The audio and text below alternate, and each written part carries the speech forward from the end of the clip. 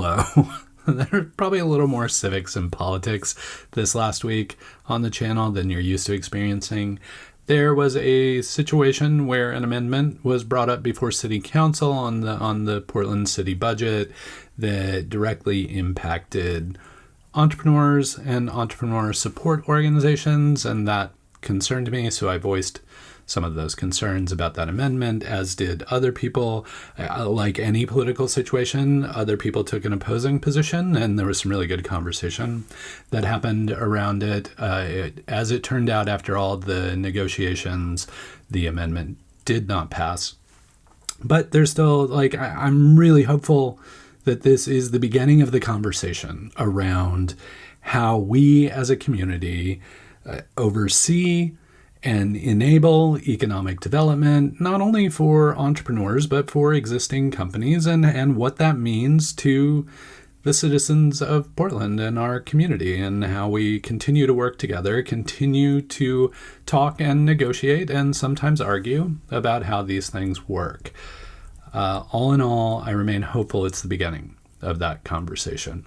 And I want to thank all of our city councilors, our mayor, the staff for each one of those folks. They were literally working until the very last minutes of Wednesday evening to get the initial budget passed.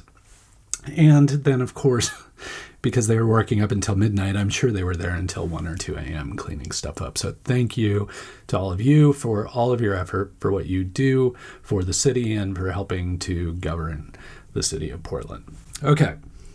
Let's move on. Let's get back to startup-y stuff. What you come here for, and sometimes what you come here for is fundraising, and that happened to occur this week with Reperio Health, which announced that they had raised $14 million to help them expand nationally. Now, if you're not familiar with Reperio Health, they're a subscription service that provides health testing and those kind of things to people at their homes.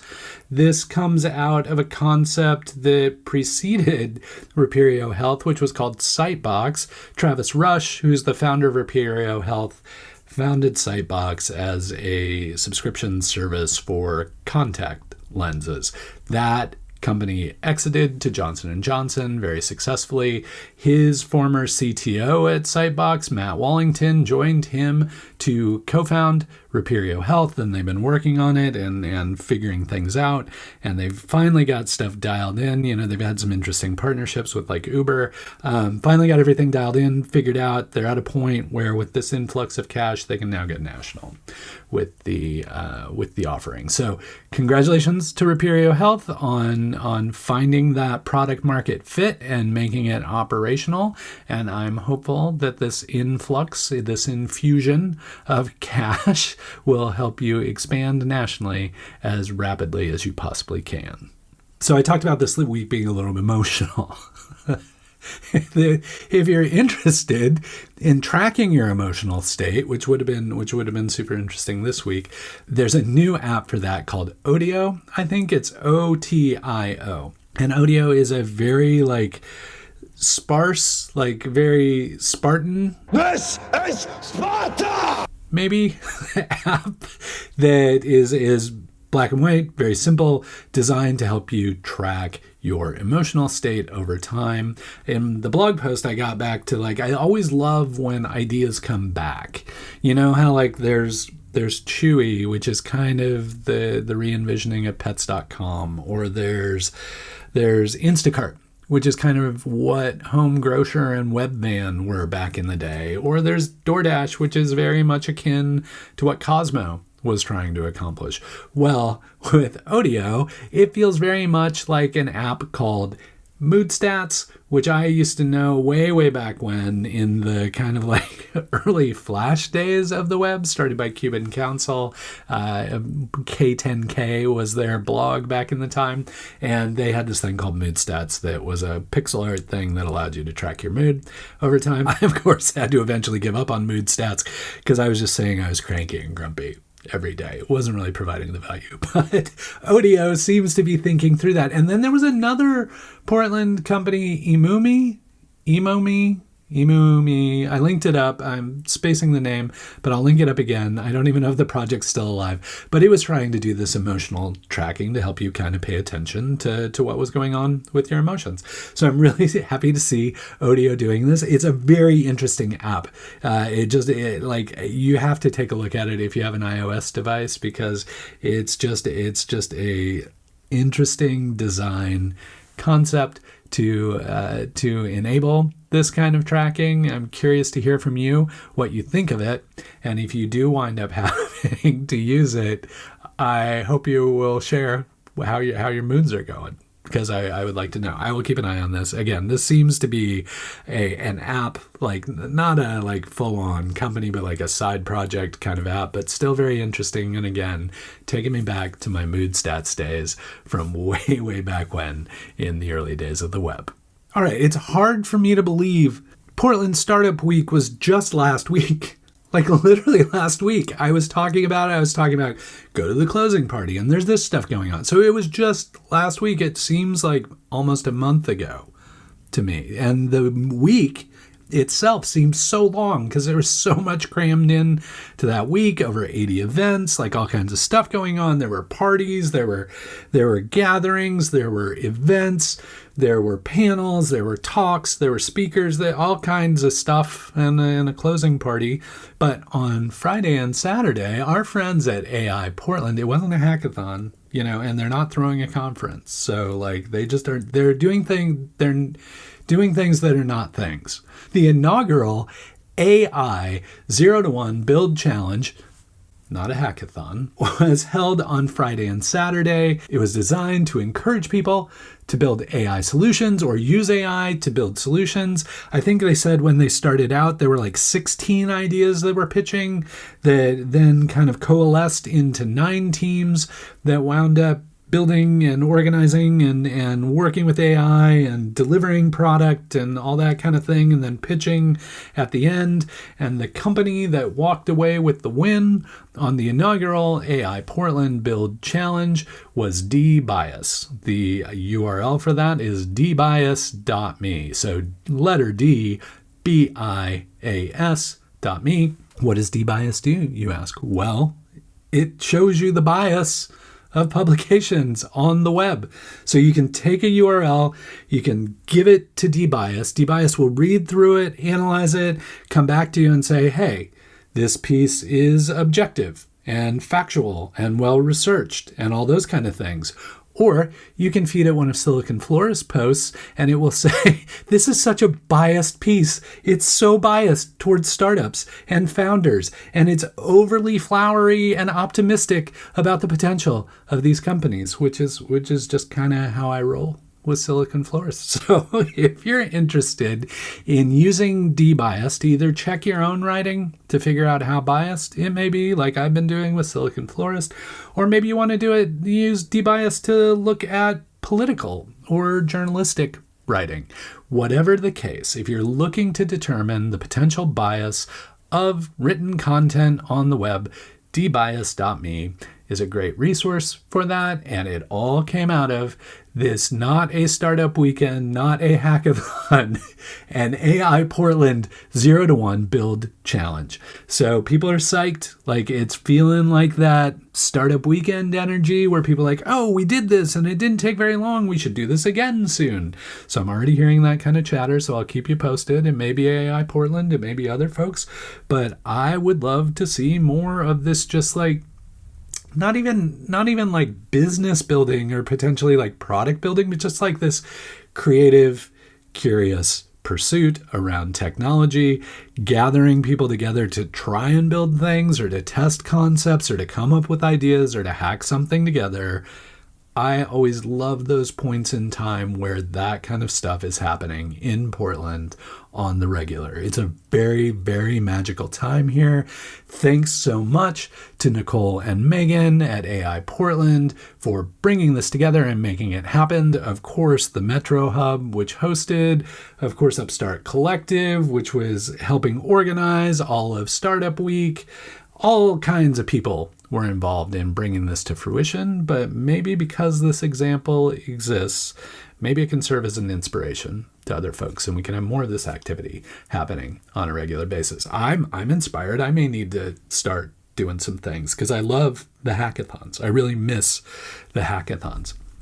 I'm not even a hacker, and I miss the hackathon. Stay tuned. Hopefully some more of these will crop up. I will make sure you know about them so you can show up and build stuff and collaborate and all those kind of things.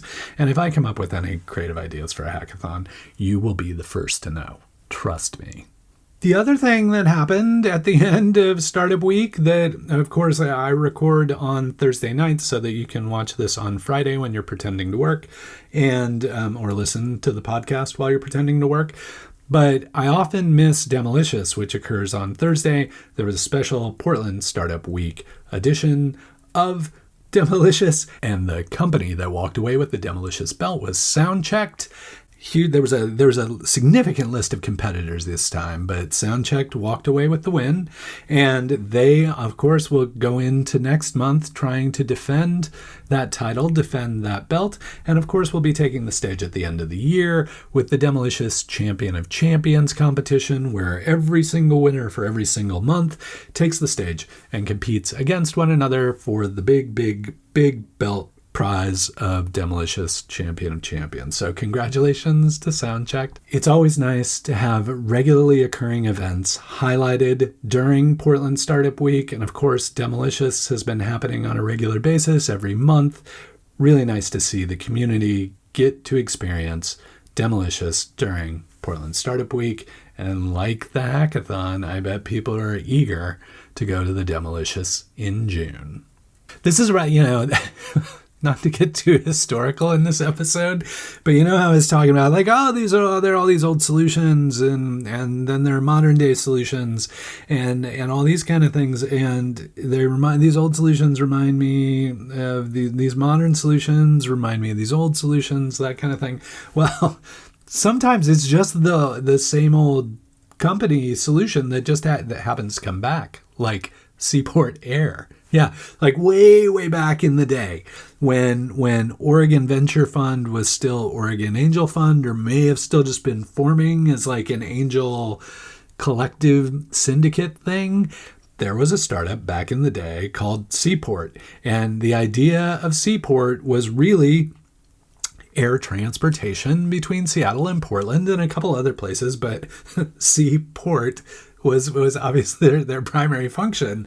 And OAF wound up putting some money in, wound up being an investor. There are a bunch of stories about it. It was an exciting time where people were like, oh, venture investors just don't have to invest in like software or kind of tech startups. They can also invest in more traditional industries that have the potential for exponential growth. So I always think back to those times as like a really interesting time in the Portland startup community.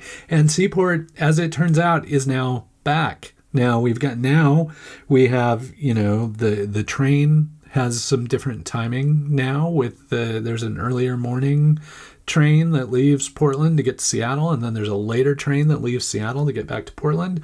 But now you also have another option with Seaport coming back. So, if you need to get to Seattle quickly and you don't want to sit on I-5 and you don't want to risk the train and you don't want to have to deal with the whole airport and all the airporty things with the major airlines, Seaport may be a commuter option for you. In any case, whether you can afford it or not, I encourage you to keep an eye on Seaport because it's just always interesting when these new kind of transportation options become available. And you know me, I've always been a huge fan of collaborating with Seattle. I think we're very complementary, sometimes a little competitive, with the soccer and some of the other things.